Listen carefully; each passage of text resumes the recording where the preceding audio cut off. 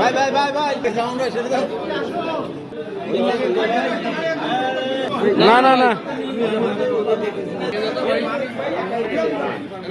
হাতটা সরা না গঞ্জি গঞ্জি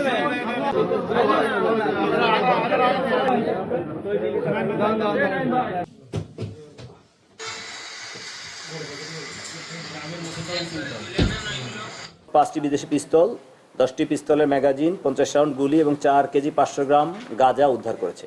যে ভদ্রলোকের কাছ থেকে উদ্ধার করা হয়েছে উনি আসলে একজন অবৈধ অস্ত্র ব্যবসায়ীর হয়তো ক্যারিয়ার অথবা বিজনেস পার্টনার অথবা টাকার বিনিময়ে হয়তো এটি করে থাকেন। তো লুট হওয়া পুলিশের কোনো অস্ত্র কিনা আমরা বলেছি না, এটি লুট হওয়া কোনো অস্ত্র না, এটি নতুন অস্ত্র, সিমস টু বি নিউ এবং ভারত থেকে আসা। এবং আমরা জিজ্ঞাসাবাদে জানতে পেরেছি এটা তারা চিটাগাং এবং কক্সবাজারে প্রেরণ করতে চেয়েছিল। তো তারা হয়তো প্রায় এ ধরনের ঘটনা ঘটে থাকে।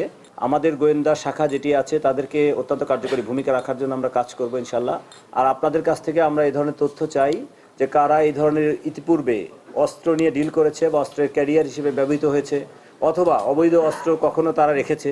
এই ধরনের মানুষের বা এই ধরনের যদি মানুষদের তথ্য আপনারা আমাদেরকে দিতে পারেন আমরা তাদের প্রত্যেককে ইনশাল্লাহ আইনের আওতায় আনবো।